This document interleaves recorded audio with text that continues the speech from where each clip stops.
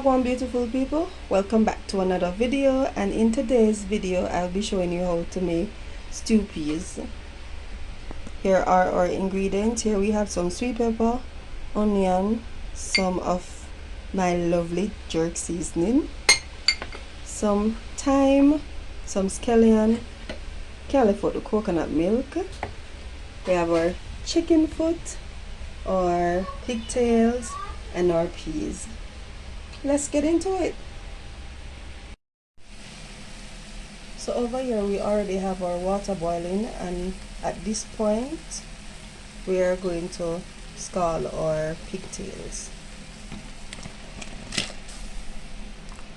We're going to let this boil for about 10 to 12 minutes and then come back.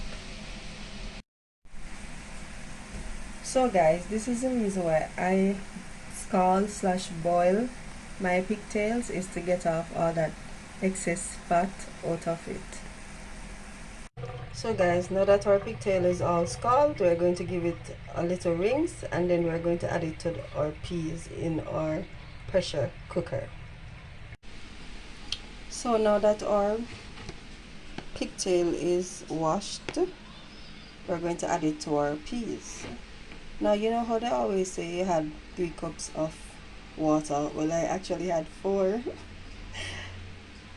plates of water. It wasn't a big plate. Anyway, let's go in with our pigtails. And I won't be adding our chicken foot to this. I'll be showing you how I do it when we're finished cooking the peas and the pigtail together. Soon come back. So now we're just going to let this pressure for about 15 minutes. Guys, one important thing I forgot to tell you was to let your peas come to a boil first. Let them float on the top, and after they have floated to the top, we are going to sink them. And the way how we sink them is by adding more water to it. This method is to ensure that all our peas cook at the same time. And by same time, I mean sometimes you will just put it to pressure, and when you open the pot, some of the peas will be cooked and some won't be cooked. Hence, therefore, you'll have to re-pressure the rest of the peas that isn't cooked. And peas have finished cooked. Look at that color. That is the color that you want your pigtail to have. Alright, now we are going to pressure our chicken foot with some of our peas water. I do this because I don't want my chicken foot to mash out in the pot with the pigtail.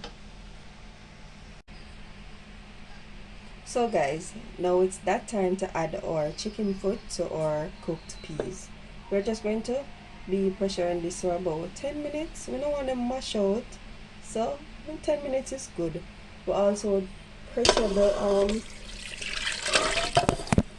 chicken foot separate in the peas water because we want it to have that nice red color like the peas. It's all cooked. See, no mash up chicken foot around here. Tender chicken foot. It's all cooked. So now we're going to re-add our pigtail and our rest of our peas.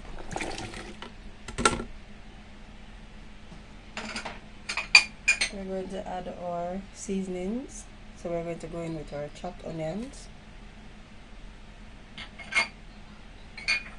our sweet pepper,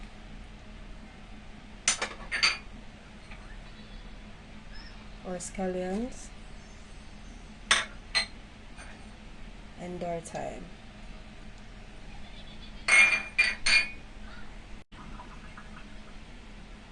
And now we're going to just give this a little mixing. See? Mix it up like so. So we're going to let this cook for a next, say, 10 to 12 minutes, and then we'll come back. So now beauties, you know Jamaican stew peas can be Jamaican stew peas without our spinners. So this is about less than a cup of flour and just a pinch of salt. So add water to it, so we're just going to give it a little mix until it becomes dough-like. So guys, this is what our spinach should look like. So now we're going to add our spinach to the pot. And one more thing, make sure when you're making these spinach you keep a little bit of extra flour beside. In case you spoil it, you can just add more flour to it until it becomes firm enough. Pot bubbling nicely, smells wonderful. So now we're going to add our spinach to the pot. Do not stir as you put them in, because you want them to be a little bit firm before you mix them into the stew peas. So you're going to leave them there a bit. So we're going to now give this a little stir like this.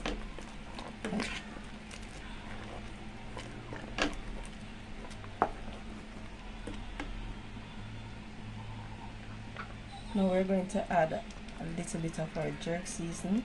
You can add jerk season to taste. And then stir again.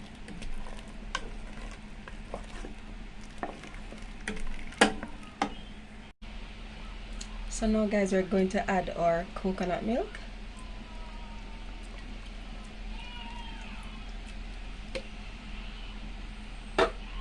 And give this a little mix.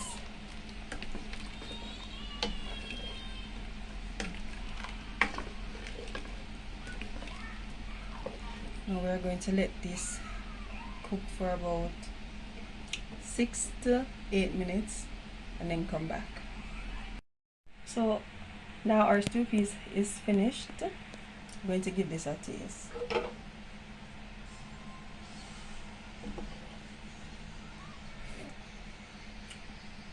Man, that tastes wonderful, people.